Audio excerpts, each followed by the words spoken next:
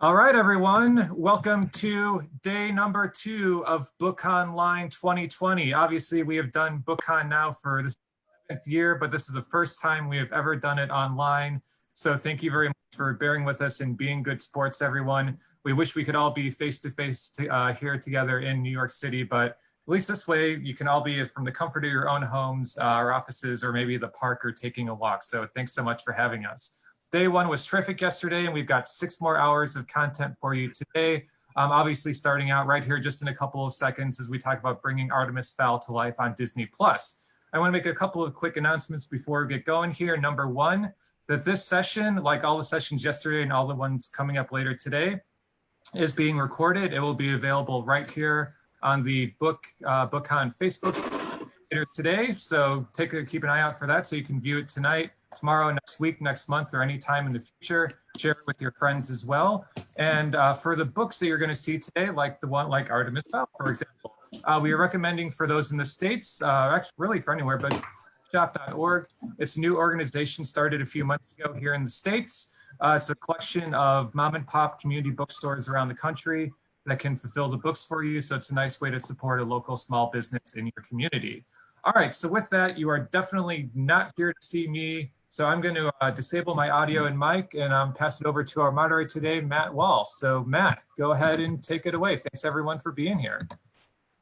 How's it going, everybody? It's very, very exciting to announce that today we have Eoin and Lara McDonnell from the movie here to talk to us. How's it going, guys? Very good. It's going really well, thank you, Matt. Excellent. It's 2 Irish people. I know. I feel ganged up on.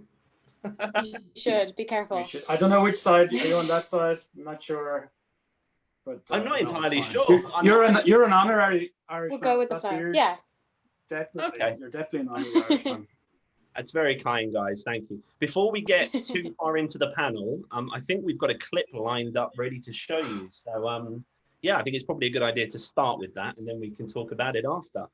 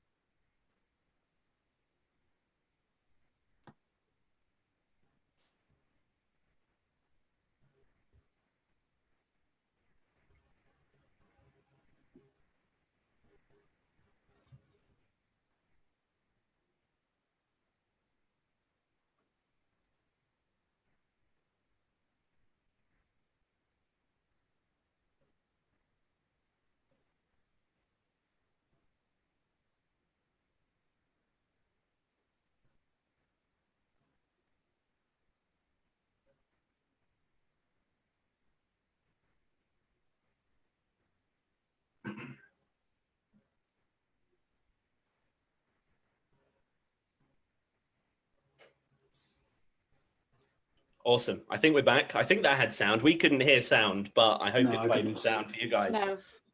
So yeah, Looked cool though. It does. The visually beautiful, beautiful. I mean, it's been a very, very long time coming, hasn't it, guys? Yeah. Even for Lara, they've had to wait longer than I've been alive. Yeah. Thanks, Lara. That's great. You're welcome. But it's been 20 years, more 20. I think we sold the movie rights in 2000, so 20 before the book came out in 2001. So yeah, 20 years, which is a long time. But finally, it's here. We're here. Lara, how does it feel to be in a movie based on a book that was around before you were? I feel very young, but I feel very young, but at the same time, like listen, I grew up with these books. So to be able to bring something that you grew up with to life, to like Holly was my favorite character. So to be able to embody her is, I think, everybody's dream at one point, to bring their favorite character to life. So this has just been very surreal, but a dream come true. I think it's nice to originate a part when you're an actor, to be the first person to play that part. So you, like, whatever happens with this in the future or with any of the Fowl spin-offs, like there's only one Holly for a lot of people. They're stuck which with is me. nice, which is great for me. I'm glad it's you because you're so great. And I think we saw from that trailer, you get a lot of the punchlines and the punches as well. And the punches. So what more could you ask for? I know. Actually, that punch wasn't in the script map. Just how Lara just wanted to punch Freddie, so she did, and they happened to. That is partly true. Really? No. You just cut me off.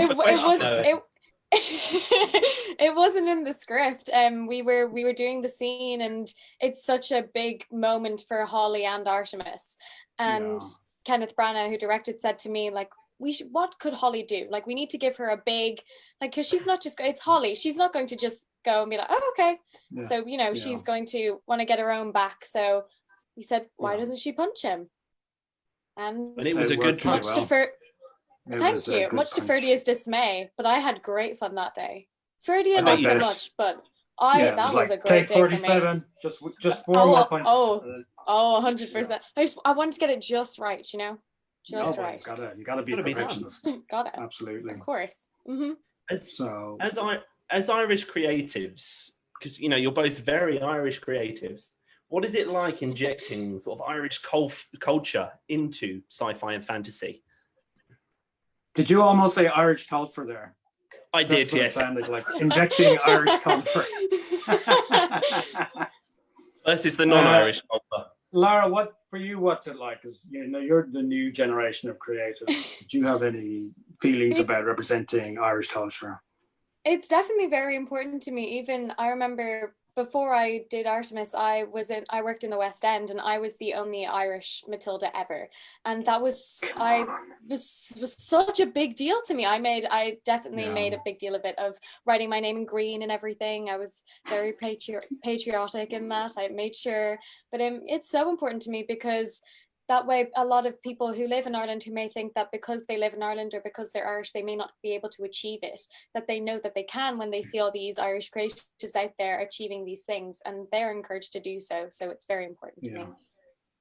That's great. I mean, I think when I was working on this, the first time I met Kenneth, which was about 4 years ago, he asked me, is there anything about casting that you really want to stick to? And I thought, well, I really want an Irish Holly and Artemis, if we can get an Irish Holly and Artemis.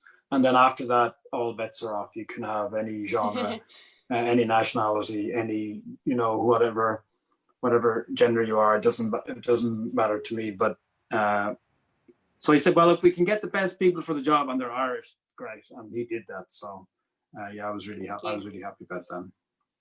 Oh, that's good. What's your both of you? Let me rephrase this. Lara, what was your favourite scene from the books to film? And Eoin, what is the scene you're most looking forward to seeing?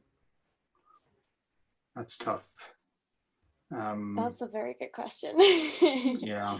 It's sorry to put you on. I mean, there's a couple of scenes that I really enjoyed the journey that Lara took. In the pod and then flying across the countryside. It was just very visual, and it was very important to the Irishness of the story to represent Ireland in that way. And to have it, like Lara's essentially a leprechaun, even though she's a high-tech, high-spec leprechaun. So she and the ground below her are representing all of us in a way. And so I really wanted to see what that would look like. And I thought it looked amazing. I mean, it looked almost like pretty much as I had hoped it would. So I knew then, I thought, oh, we've done our bit for Ireland. It looks good on screen. Lara looks great. I did enjoy fighting the troll as well in Italy. That was fun. And the punch, I have to say. I know we've talked about the punch, but that's the moment where it can go either way. She gets out of her confinement, and she can either just totally, hammer Artemis, or she can be a professional, think about it, but just still not quite be able to let it go. So just one little punch, and then let's get on with business.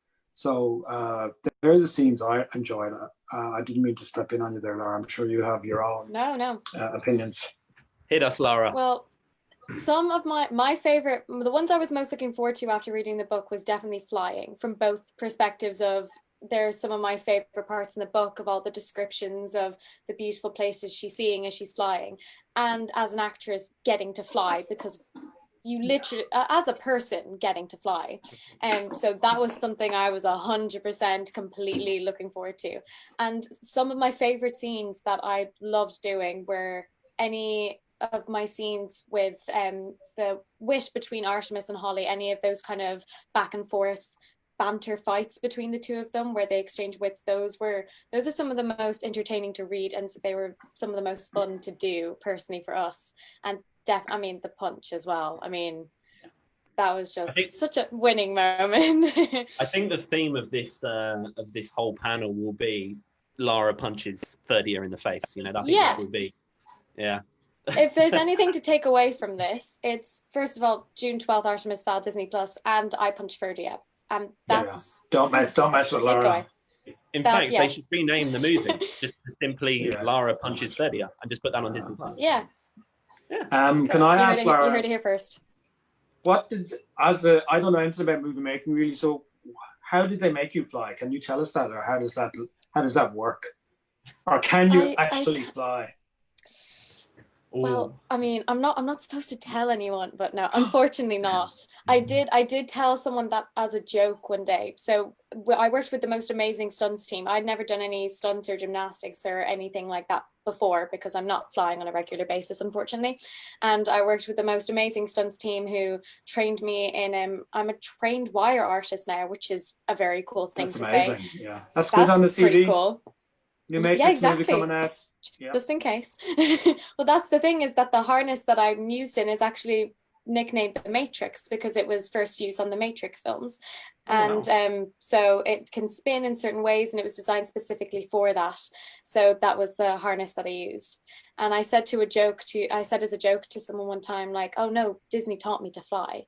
And I think just for a minute he genuinely believed me. And I mean, that's as amazing. Much as I wish it was true. But yeah, I went through, I did a lot of training before we began, and it was incredibly cool. Lara, you don't know just how much geek satisfaction you have just released into our brains by telling us that the rig is called the Matrix. There's there's guys all over the world coming out of their basements, running into the sun. That is a huge nugget. Matt, it is. I think that's an exclusive, Matt, is it? That must be. You heard it here first, ladies and gentlemen. You heard it here first. But there you go. That's awesome. So Owen, we know that you potentially have got a little cameo in the movie.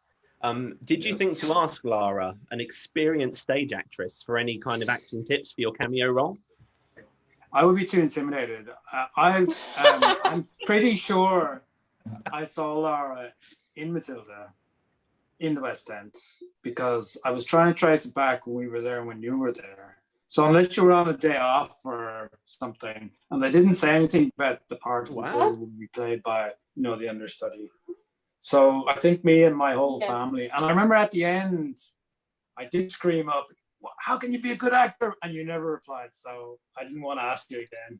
I'm very sorry. My cameo is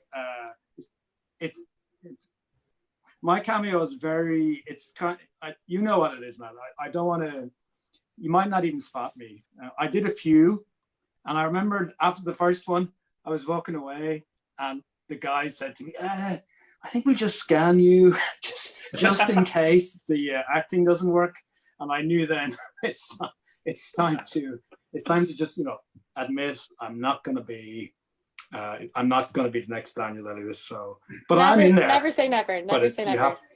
Never say never. No. If we do another movie, I'd like to be like, just covered in goblin makeup and stand in a corner. That would be ideal. Not walking, because I don't know if you found this, Lara, but they told me to walk, and as soon as there was a camera, I just found it incredibly difficult to walk.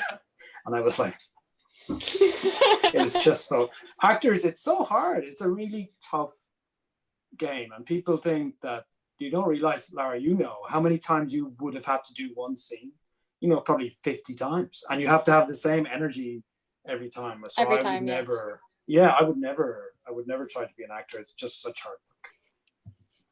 Amazing. I mean, I was growing the beard because I always thought I could be Mulch, but here I am just with a big beard.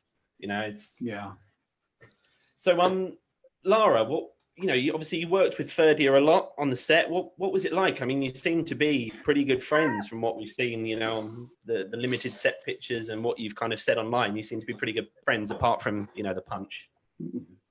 Apart from that, we met like way back when auditioning first began. For me, it was my second audition. I think it was his third audition, so we met like right from the get-go. And I still remember meeting him for the first time, and we just got on like instantly very well. And because we like the same books, we like the same movies, we just had that, we like the same things, so we instantly got on very well. And then as time went on, as we went through the auditions together, we just became better friends. And then throughout the film, we did our tutoring together, and we had a lot of scenes together, so you instantly, like, we have become very good friends. And definitely we get on very, very well. We had the best times. I'd say we annoyed many people, but we had the best times. You're pranking people on set. He's a great young guy. He's a great young guy and very talented. I mean, I think you get the best out of each other, and that's if you're working. It's like playing a game of tennis. If you're working with someone who's talented, it helps it helps so much when you're working with someone. If you're in a scene with someone and they're giving back the same energy that you're putting in, because that just feeds into the scene you're giving, and you're able to give a better and better performance. So working with him, and he is the perfect Artemis. So getting to work with him was definitely such an amazing experience for me, and we had the best time. We were hoping for a bit of gossip there, but it's all very I'm going to keep trying. Nice. I will. You're doing your best, but by the end of this, something will happen. Yeah, absolutely. So, Eoin, with all of the the trailers and the clips, and are you looking at this and kind of going, yes, that is the world I envisioned?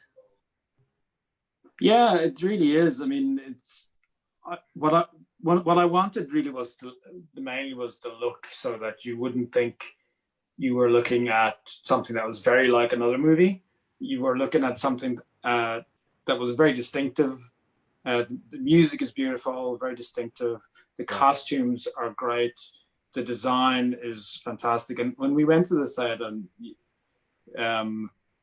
they had set up this area where it explained how everything was made and everything was built, and Jim himself showed us around, and it was pretty amazing. I think the biggest thing that really walloped me that I wasn't expecting was when we came up the hill and we saw the manor, Fowl Manor, and it just kind of loomed over you. And it was, I was expecting a movie set, but this was it was a movie set, but it was actually a real manor. And I wasn't expecting that. And even my young fellows who are quite sarcastic, as you know, Matt, were stunned. I think they were like, so you're telling us other people think you're important? And I was like, yes, I've been telling you that for years. And I knew it didn't last, but it was a lovely drive. Yeah. Nice and silent. Oh, that's cool. Yeah. So moving, sort of going on with that side of things, Lara, I nearly called you Holly. Then I'm just gonna take a moment. I'll answer to anything. I'll answer to anything at this point, honestly. Okay. You could call me Lara, Holly, and I'd probably answer. Okay, cool. So Holly, did it take long to have your elf ears applied every day? And was the uniform easy to get in and out of? Was it easy to move around in? How was that side of things? My costume is definitely, I feel pretty confident to say, probably the coolest in the movie. I just remember any time that when I tried it on for the first time, it's this brilliant bright shade of green, and everybody, when I first walked onto set, was like, oh my gosh, and I was like, yep, all I did was wear it, but here we are.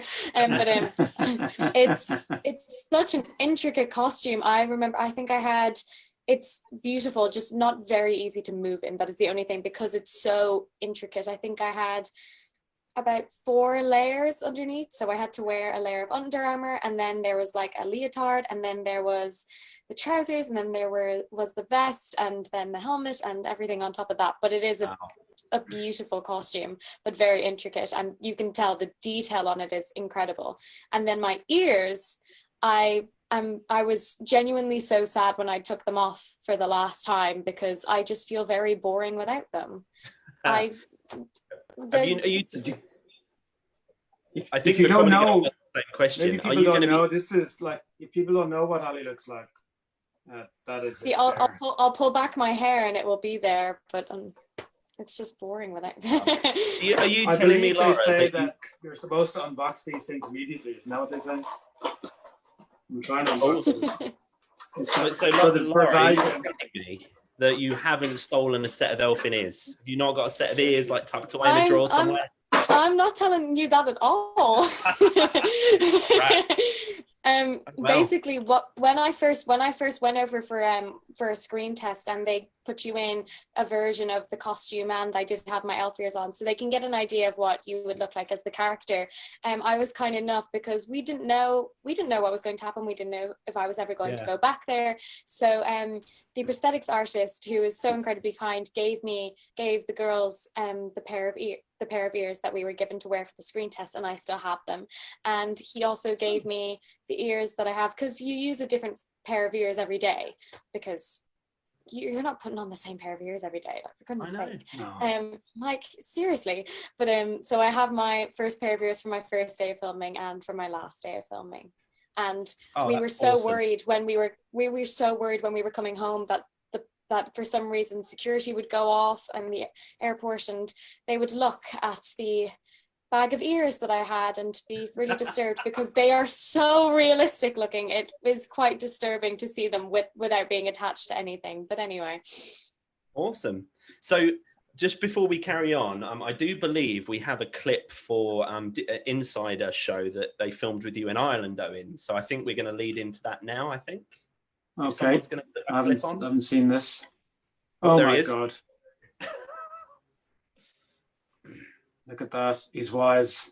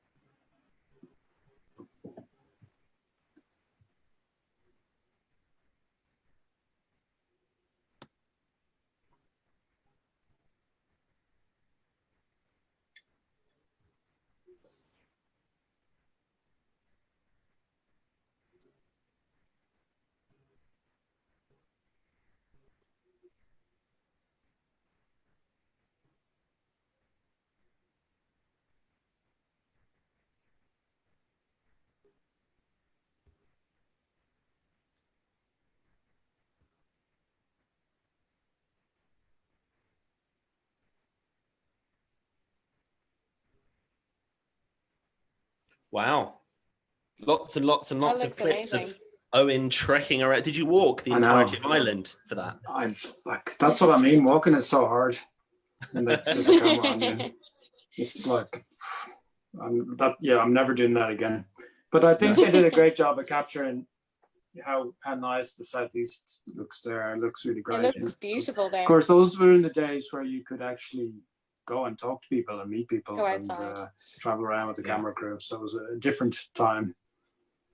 Oh, it was, because I think I sort of popped over to Ireland to see you when they were filming that, and it was sort of before all of this kicked off. But it's I'm interested to see it because I think it's the 5th of June on Disney Insider. I think it's called Owen's Ireland. They've called it, and it's exploring all of your kind of inspiration for the series and sort of showing off Ireland through Owen's eyes. So keep an eye out for that. There you go.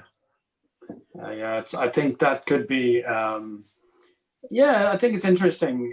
It's not the guys. There was an Irish camera crew that did it, and they were really fantastic. So at the beginning, I was quite wary, but by the end, we were swapping emails and everything. So they were a nice crowd of people. Well, that's good to hear. So Holly, Lara, whatever you would like to go by. Yes.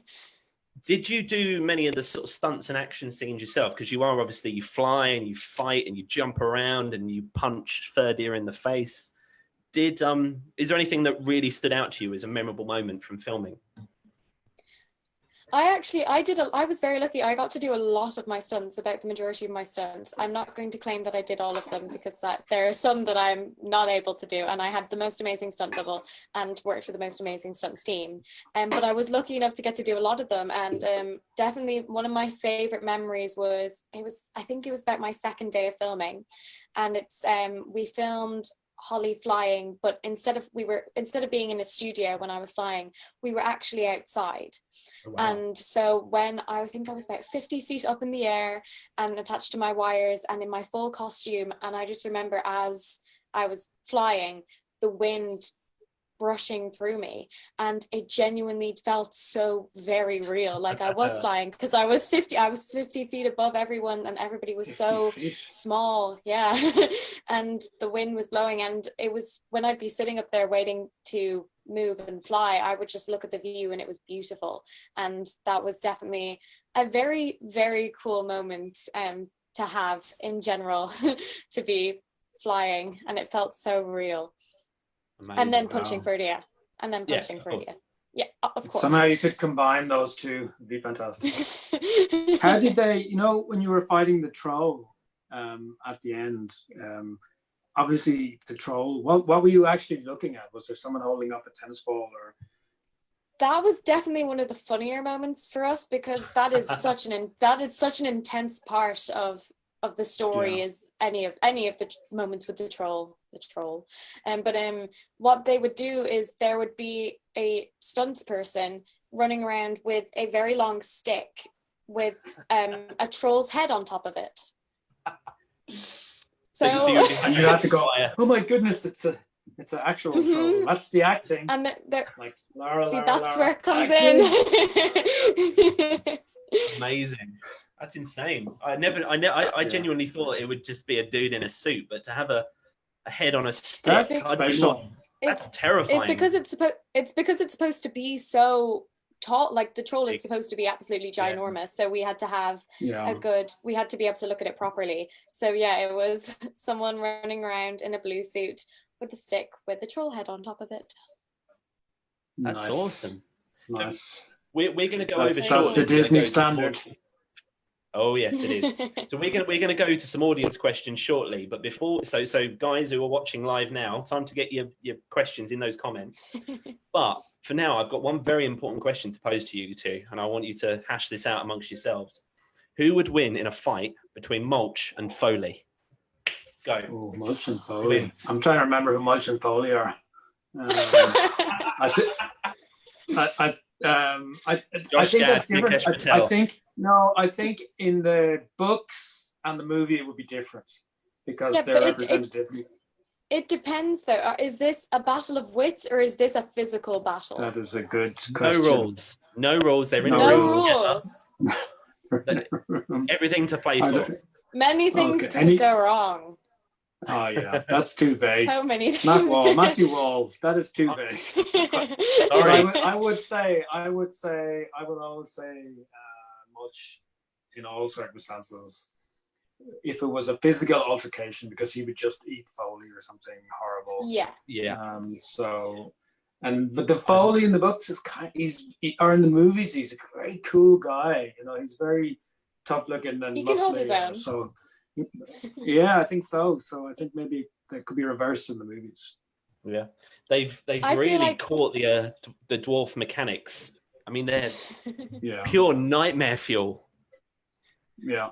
And I think Josh Gad does a great job, actually. He really does. He's one of the Josh is very spot on casting there, and a lot of the ad-libbing I think probably comes from Josh. And having seen his ad-libs in Artemis, I'm looking back at all those movies going, he made that up. You can spot the Gadisms coming out in all the movies, and they're always they always keep them because they're diamonds, so they're amazing. Yeah, but he's a quick-witted young fella. So we're now going to sort of go over to some audience questions. I haven't got a name for this one, but what were your dreams for this project when it started? And I'll leave that to both of you. I know it's a bit vague and open-ended, but when you first knew this was coming to fruition and that you were going to be involved and that the movie was going to be made, what did you want to put into it? You know, what did you want to see out of it? That's for you, Lara, I would say. What would you? You're the one who's involved. Definitely for me, because I loved the books, like even as a fan. So even to get to know that they were making a film, I was like, if I don't get this, I'm watching it. But when I had the opportunity to play her, all I wanted was to do as much justice to her as possible, because she is the most amazing character, and I feel like so many people look up to her, and she's such a role model. So I just wanted to be able to do as much justice to her as possible and bring her to life. And that is all I wanted to do, is be able to bring this amazing story to life. And I think we've done that. So happy out. Yeah. I think you're being modest as well. I think every actor has to bring something to the game. You know, there's no point in just doing what's on the page. You have to make it come alive, and you certainly did that. I'm not as convinced by this model as holding them up. You are definitely a better. She looks like, I think that head is not in proportion. I'm not sure. Maybe it is, but no. I don't know. I think agree to disagree. Yeah, I mean, definitely actors. I mean, I always say that was another thing we talked about in Camp Brad. It's just, you know, if you bring an actor in, what's the point in doing something I could do myself? You want the actor to bring their own magic and elevate the piece. And I think you certainly did that. So on behalf of the Colfer family and men with big ginger beards. Thank you very much. Thank you very much. Can you give us a Darvit, Lara? Oh, of course, I say it on a regular basis. Go on, let's hear it. Love it. Darvit. Now, Owen, your time. I said many times. Clenched teeth is like, and head to one side, teeth clenched, and possibly a fist pump. Darn it! It's like a three-pronged process. I put some thought into that, obviously, sadly. You have. I'm impressed. So I've got another question from an audience member. Who is the biggest joker on the set? Apart from yourself. Josh Gad. Josh Gad, 100%. 100%. Oh, definitely. Not in like a way of he'd be going around pulling pranks or anything, but definitely just, as Owen was saying, we'd be doing a scene and just his gadisms, his little quips and his new lines that he would add in. Oh my gosh, it was a miracle we got a scene done, if I'm being completely honest. One of the first days I met him, it was before we'd actually begun filming properly. It wasn't a scene, but it was just to put the two of us together in a room. And Kenneth Branagh said to us, like, just imagine that you're standing in an elevator together and Holly's just arrested Mulch and it's a very awkward situation, and just go from there. So we kind of went from there and had a few quips back and forth. And in the middle of the scene, Josh started singing musical theatre songs. And I have never laughed more in oh my goodness, it was just, because you're with Josh Gad, an absolute legend, and he's singing musical theatre songs to you. But I can't believe we actually got any scenes done with him. He's just so incredibly, genuinely funny, but definitely Josh. He certainly likes to pick people's pockets, doesn't he? So I'm just looking through a couple of other questions. Bear with me just a hot second. Which actor was most like their character? And you can't say Josh Gad again.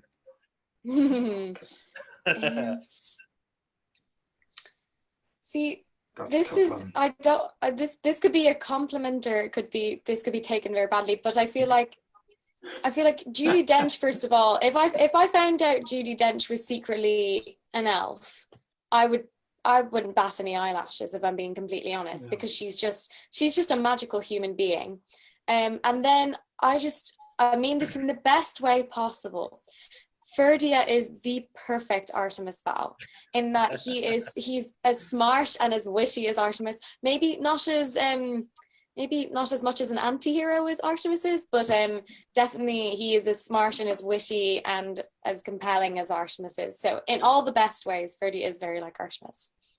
That's very good. That was you navigated that very well. Nobody was. I was making sure. I admit that was a very tough question. I was debating whether I to put it forward. Yeah. No, you did. You towed the line very well, Lara, and I'm very. Thank you. I'm just looking through now. Were there any scenes that were cut that you wish made it in? Can you tell us about it? I'm not quite sure if you'll be able to, but I don't think I can. I don't think I can Oh. either. But there are a few scenes that when I, simply because definitely for watching the movie for me, I was like seeing, because I had so many memories of making the movie and watching every scene was a memory for me of like, oh, I remember when we did this before we filmed that or during when we filmed that. So mostly for nostalgic reasons, I was quite upset that scenes didn't get put in because I had associated memories with them, but I still remember them, and hopefully we'll get to see some deleted scenes at one point, because there are some amazing ones that we didn't get to see. But that's all I shall say. Yeah, like my cameo was like I was just hatcheted out there, and it was pivotal. It was a pivotal. No, it wasn't. It was just like, it changed the whole story. It just, like nobody is incomprehensible. With that farmer in the field. No. Luckily, we did a couple, but it's nobody tells you though. You go into a screening and you're gonna really enjoy this, and then you go, was there? No, that's gone. So, but there's a few things that are gone that Yeah, it is an amazing thing to watch it, but at the same time, you are still like, I'm 100, like, absolutely love it and could watch it again and again and again. But there are some scenes that I'm a bit like, oh, they cut that one out. Yeah. I'm sure we'll get a nice Blu-ray full of hopefully bloopers and deleted scenes and all sorts, and it'll be very cool. It'll be like 90 minutes of Josh Gad and like 2 minutes of everybody else. That's pretty accurate. Josh Gad the movie. I'd watch it. No, I would pay to watch that. Oh dear. So I've got another question. What was the most challenging scene to film?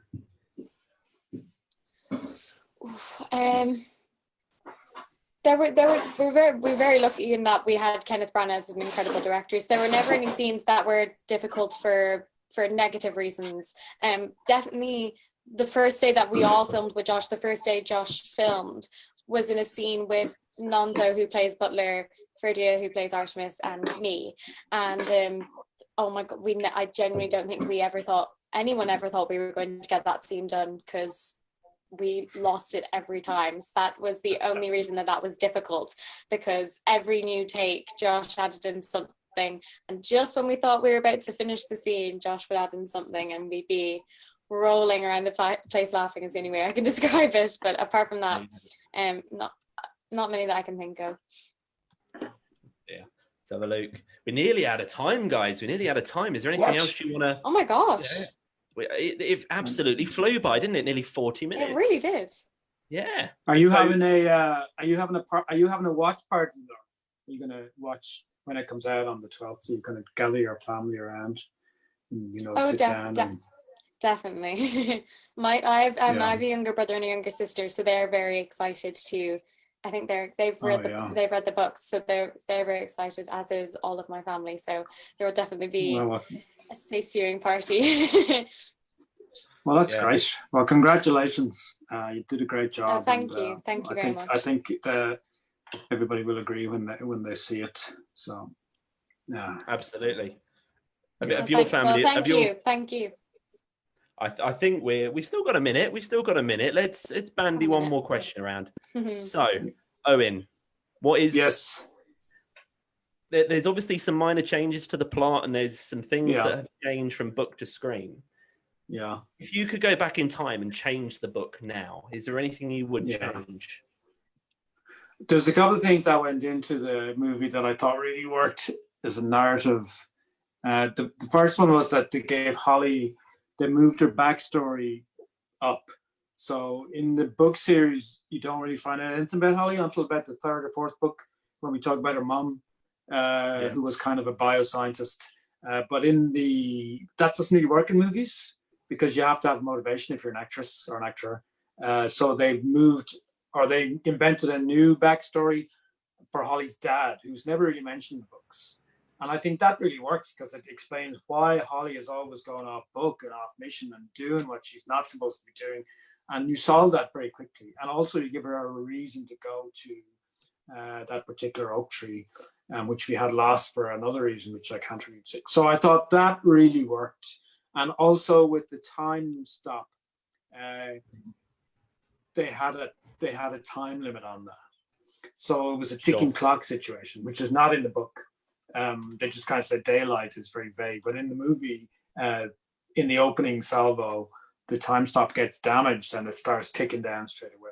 So all these things, there's like a time thing hanging over everything, which is good. Talking about a time thing hanging over, I think we are just about out of time. But Eoin, Lara, thank you so much. Thank you so much. Thanks, wonderful. Thank you so much for talking to us. Thanks all the most. Thank you. Yeah, thank you to everyone. Thank you so much. It's been amazing. Thanks, Thank you. Lara. See you soon. Thank you. Bye, I'll see you guys. very soon. Thank you so much, Thank you. everyone. Everyone, please check out this on Disney Plus. It's going to be amazing. They're international treasures. So thank you very much for gracing our virtual stage here at BookConline 2020.